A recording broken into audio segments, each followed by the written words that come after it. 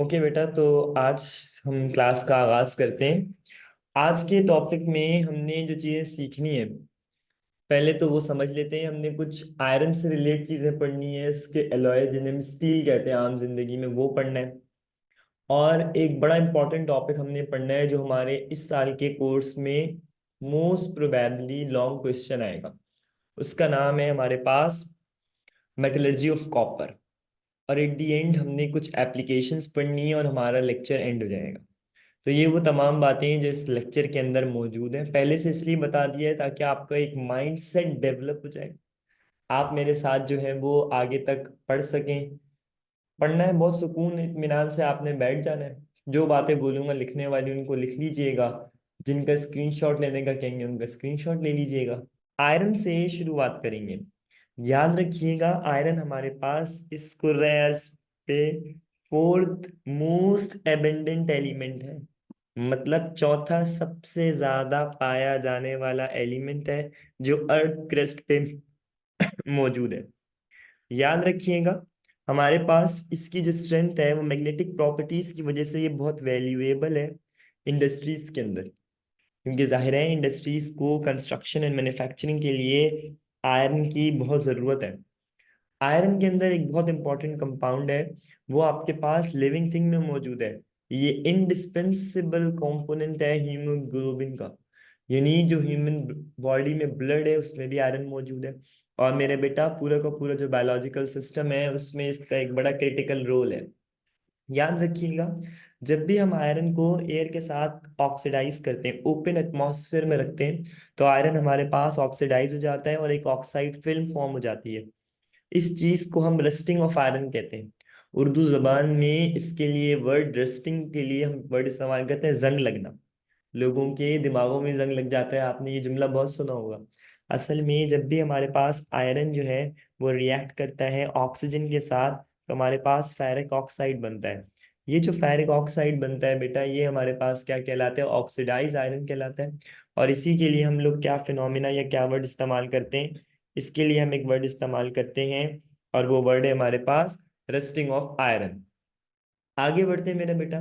Iron जो है वो हमारे पास क्लोरीन के साथ भी रिएक्ट कर सकता है, और हमारे पास क्या फॉर्म करता है? फेरिक क्लोराइड फॉर्म करता है।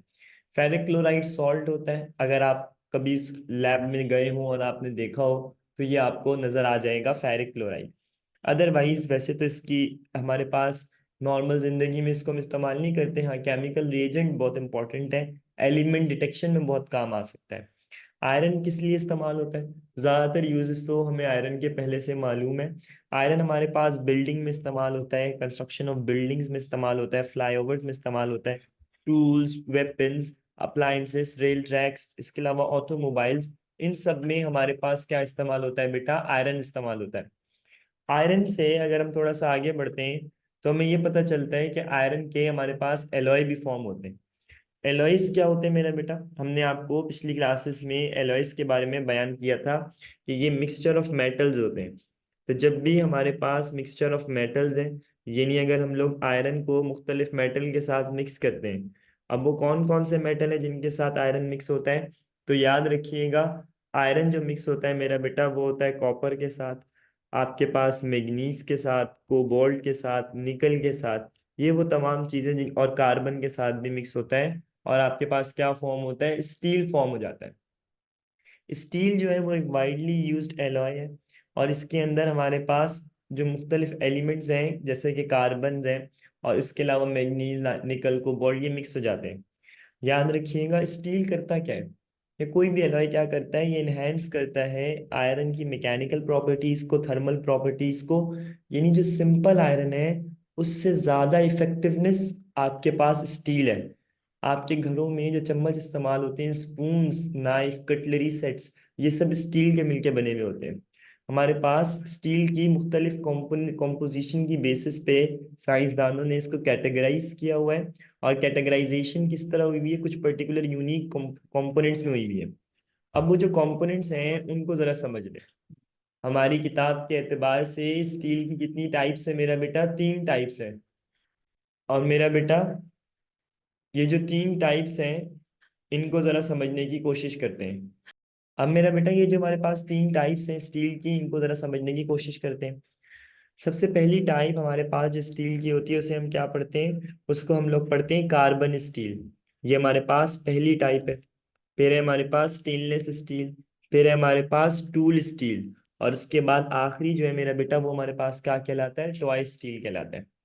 अच्छा मेरे बेटा कार्बन स्टील की हम जरा बात करते हैं, तो कार्बन स्टील हमारे पास कहाँ पे काम आता है।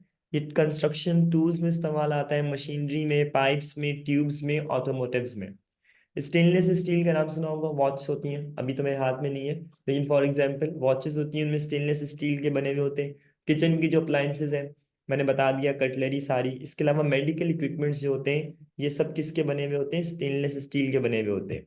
टूल स्टील क्या होता है, ये कटिंग और ड्रिलिंग में जो स्टील इस्तेमाल होता है। और एलॉय स्टील आपने देखा होगा, फ्राई पैन होता है, टोस्टर होता है, इन सब में इस्तेमाल होते हैं। मुझे बताएं यहाँ तक स्टील की ये वाली बात आपको समझ में आ गई। ये जो टेबल है इसका आप स्क्रीनशॉट ले लें, ये बड़ा इंपॉर्टेंट है।